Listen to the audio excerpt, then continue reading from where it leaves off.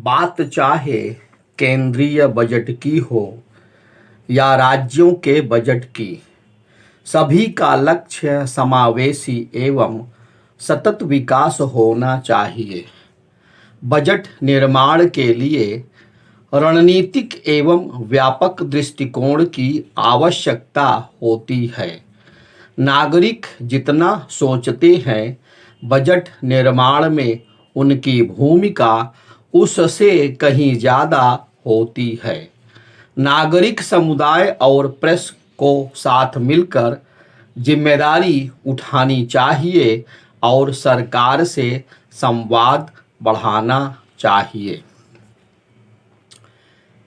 कम विकसित अर्थव्यवस्था में सरकार के लिए सामाजिक योजनाओं पर खर्च करना आवश्यक होता है।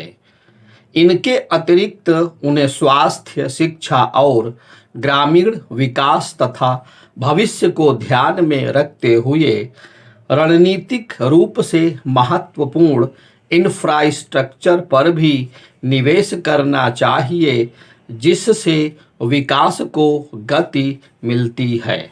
सड़क, पुल, पानी, परिवहन, बिजली, रेल, टेलीकॉम और अन्य इंफ्रास्ट्रक्चर अर्थव्यवस्था को मजबूत करते हैं। इनसे कारोबार को गति मिलती है। गरीब राज्यों को व्यापक सुधारों की और साथ ही क्षमता निर्माण की आवश्यकता होती है, जिससे वे अन्य विकसित राज्यों में बराबरी कर सकें।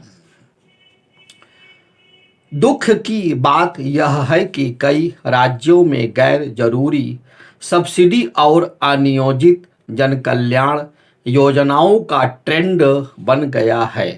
कुछ राज्यों की कमाई का 3/4 इन पर ही खर्च हो जाता है। कुछ राज्य राजस्व खर्च, देनदारियां, वेतन एवं कल्याणकारी योजनाएं पर अपनी कमाई का 85% से ज़्यादा खर्च कर देते हैं। निश्चित तौर पर यह खर्च इंफ्रास्ट्रक्चर, स्वास्थ्य एवं शिक्षा जैसे जरूरी पदों पर खर्च की कीमत पर होता है। पंजाब में पूंजीगत खर्च यानी विकास से संबंधित गतिविधियों पर खर्च मात्र 6% है। बंगाल और राजस्थान में पूंजीगत खर्च 10% है। राज्यों की उधारी भी चिंताजनक स्तर पर है। राज्य के सकल घरेलू उत्पाद जीएसडीपी के अधिकतम 20% तक कर्ज को व्यवहार्य माना जाता है। पंजाब, आंध्र प्रदेश, बिहार, केरल, मध्य प्रदेश, बंगाल और कुछ राज्यों में इससे 2 गुना कर्ज है। बिहार की आय का 3/4 हिस्सा जीएसटी, अन्य कर एवं अनुदान से आता है। इसके बावजूद राज्य सरकार ऐसे मदों पर निवेश करने को तैयार नहीं है जिनसे विकास को गति मिले। पहले से ही कर्ज तले दबा राजस्थान पानी पेंशन योजना को बहाल कर रहा है।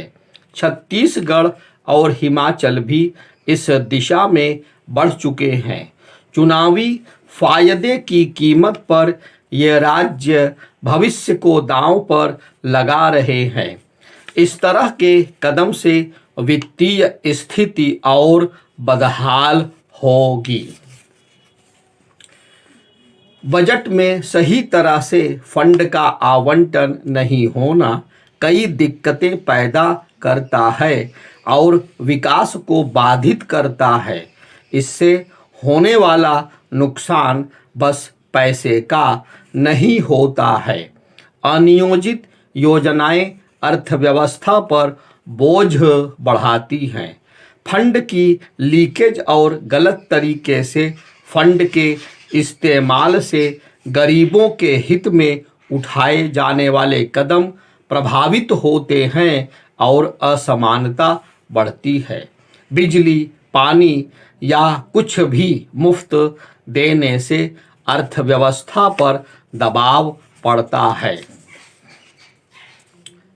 इस बात से इनकार नहीं किया जा सकता है कि कुछ सेवाओं के मुफ्त होने से भी अर्थव्यवस्था को गति मिलती है, लेकिन निवेश के दम पर होने वाला विकास तेज, संतुलित और समावेशी होता है। उदाहरण के तौर पर ग्रामीण अर्थव्यवस्था को लोन माफी से ज़्यादा फायदा बेहतर इंफ्रास्ट्रक्चर से मिलेगा। लोन माफी से कुछ बड़े किसान ही लाभान्वित होते हैं। इसी तरह उर्वरक एवं बिजली पर मिलने वाली सब्सिडी भी विकास के लिए बहुत बेहतर नहीं है। असल में कृषि क्षेत्र के लिए की जाने वाली ऐसी लोक लुभावन घोषणाएं अंततः वहां की अच्छी सड़क और मजबूत इंफ्रा की कीमत पर आगे बढ़ती हैं। अच्छे इंफ्रास्ट्रक्चर से सिंचाई और बाजार की व्यवस्था सुदृढ़ हो सकती है। इससे किसान सशक्त होंगे।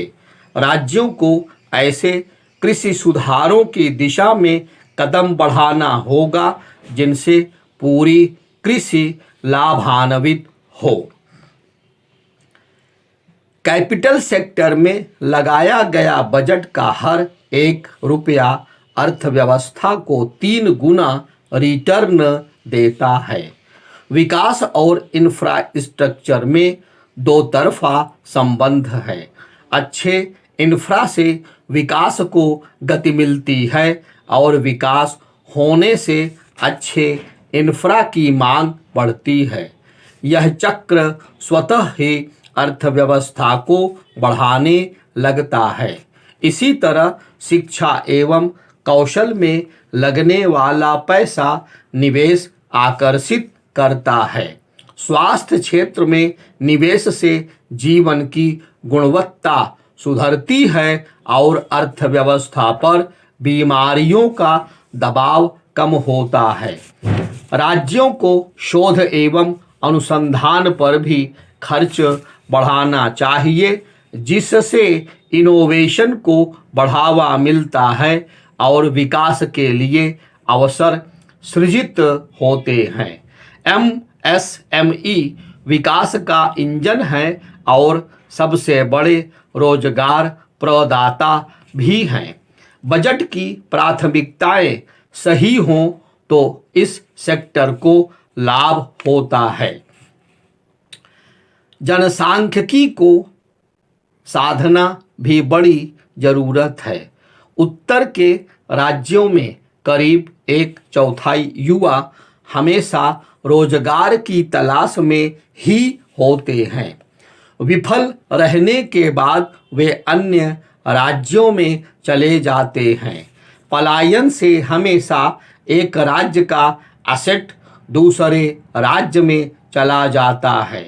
वहाँ सरकार यह समझने को तैयार नहीं कि श्रमिकों का पलायन उस राज्य में उपयोग एवं पूंजी को कम करता है और धीरे धीरे एक चक्र बन जाता है जो विकास को बाधित करता है।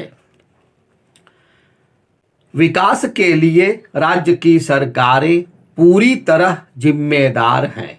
बेहतर नीतियों और उनके क्रियान्वयन से कारोबारी सुगमता बढ़ती है। सुधारों से एफडीआई और निजी निवेश बढ़ता है। कौशल विकास से उत्पादकता बढ़ती है।